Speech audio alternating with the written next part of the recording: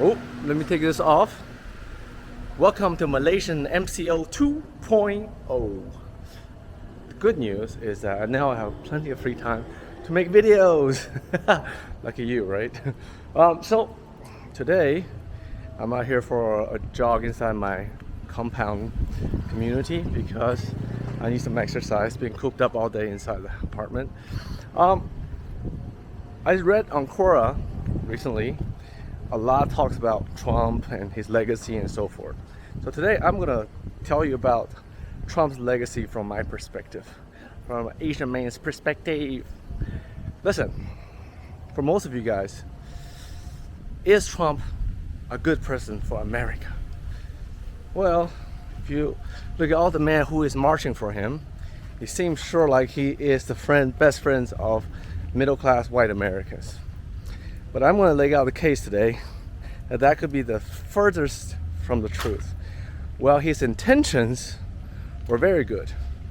The reality is that he did the exact opposite of what he should have done for middle-class America. Okay, let's go. So, superficially, Trump did everything that average American once wanted. He gave them a good fight for all those people who stole jobs from them. The Europeans, the Canadians, other Americans, the Asians. You know, he even took the fight to Latin America. It's unbelievable. This guy was fighting everywhere for Americans' right and privileges.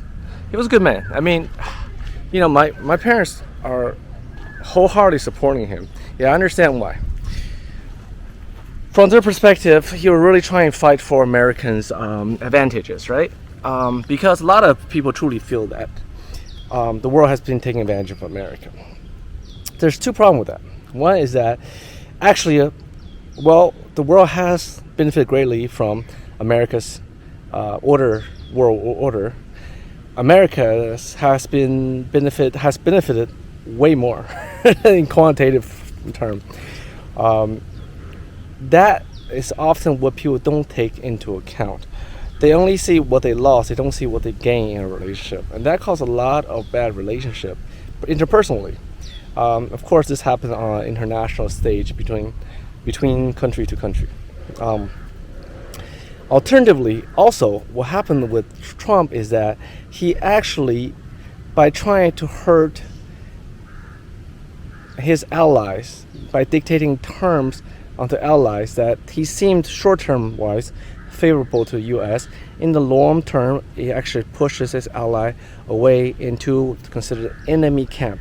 When I say enemy camp, I do not mean they're really enemies. It just means that what America has identified as strategic. Yeah, they're just enemies. Straight up, Americans see them as enemies. They're not enemies, but that's how Americans see it. Okay, I'll give you a couple examples. One is China. China. That's how Trump does it, right? So China is few things Trump did.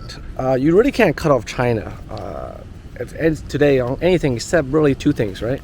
Technology and money. Access U.S. dollar. The problem with cutting off U.S. dollar to China is essentially you're hurting yourself, U.S. And also you're just speeding up the internationalization of yuan, because if you cut off dollar, you think that our Chinese are not going to trade with other countries. No, they simply say, hey, sorry, I don't have dollars, can't pay you with yuan.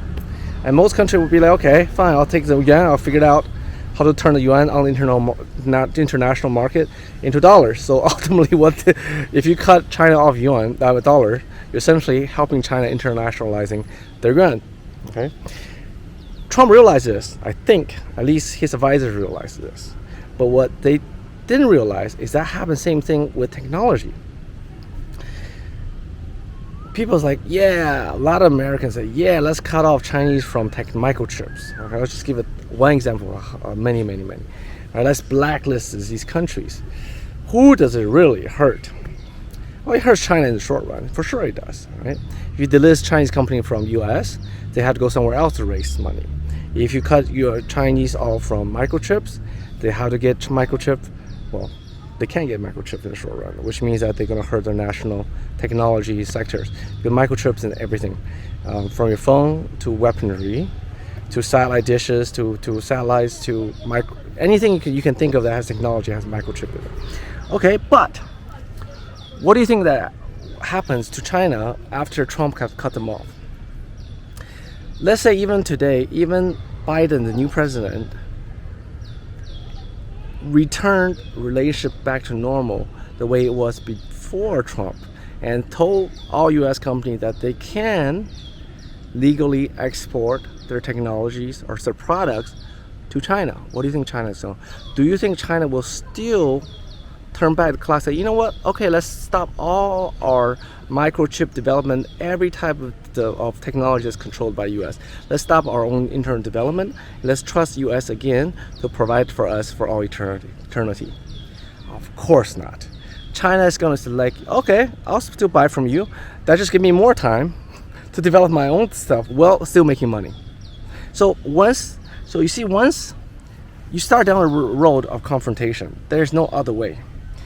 If Biden goes backward on the policy and starts selling technology, that benefits China even more, because now China can make money using US technology while giving them breathing room to develop their own.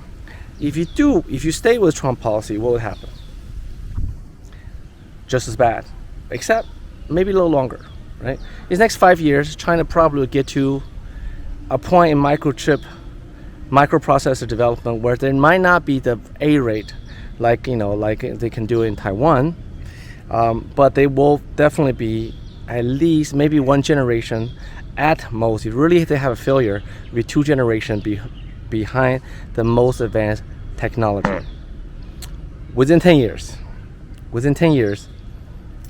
they will have probably first tier, if not the best technology. Because when it comes to industries like microprocessor, all these large scale, large investment, a lot of brain power, a lot of physical capex investment, you're playing to China's hand. These are type of industries that China absolutely excel in, because they have the brain power, they have the money, they have the land, they have the people, they have everything, and they have way more than America has. Even when America import all the global talents into America to compete with China, China still has more. So what Trump really did was waking up a sleeping giant. The giant was probably already half woken, and he just gave the final kick to wake the giant up. And this is what Napoleon said, quote, when they quoted China, said, "Don't wake the giant, because when it does wake up, it will make the whole world tremble." What he said was that China will shake up the whole world order. And that's Napoleon, man. That's like 200 years ago. Napoleon understood something fundamentally that today, in a modern age where technology information is so advanced, so fluid, that Trump did not understand. So if you're American, do you really want to become farmers? Well, all the technology shift to China, because that is what's happening. That is really what's happening. Trump effectively is slowly making U.S. into a agricultural nation, and China into a technology nation by forcing China to develop its own technology. Isn't that crazy? Do you know how America lost Civil War? Well, which side of America lost Civil War, and why they lost? The South lost, right? Why did they lose? Because they were an agricultural society. The North was industrialized. The North had the technology, the transportation, the manufacturing capability. And Trump effectively is trying to make America an agricultural society. To me, it's just like insane. So when history look back on this moment, history 50 years from now, 100 years from now, and look back at Trump's presidency, it really is a watershed moment for international order between China and US. And that's what I have to say for today. Bye-bye.